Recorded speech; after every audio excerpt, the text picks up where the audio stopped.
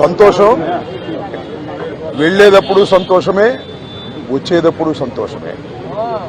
ఎందుకంటే 18 రోజుల పాటు ఆల్ ఆర్ బెయిలబుల్ కేసెస్ 18 రోజుల పాటు సెంట్రల్ ప్రిజన్లో ఉండవలసిన పరిస్థితి ఏర్పడింది.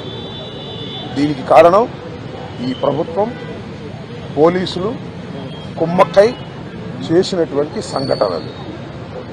నేను చాలా వివరంగా గుంటూరు వెళ్ళిన తర్వాత మళ్ళా మాట్లాడతాను.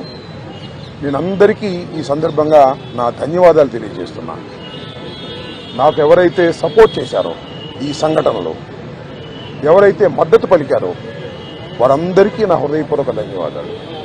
అలాగే కొంతమంది మద్దతు పలకలేదు, వారికి కూడా నా ధన్యవాదాలు. వారు ఏమన్నారంటే పెద్ద మాట అన్నారు, దానికి కూడా నేను గుంటూరు వెళ్ళిన సమాధానం చెప్తా.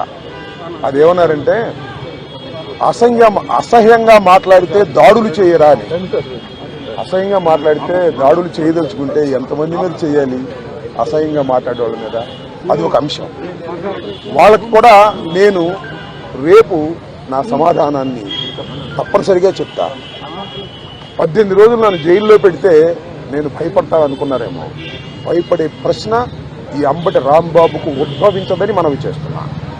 ఎందుకంటే ఈ చంద్రబాబు నాయుడు గారి ప్రభుత్వం వచ్చినప్పుడే జైల్లో ఉండటానికి సిద్ధపడ్డానని కూడా ఈ సందర్భంగా మనవి చేస్తున్నా.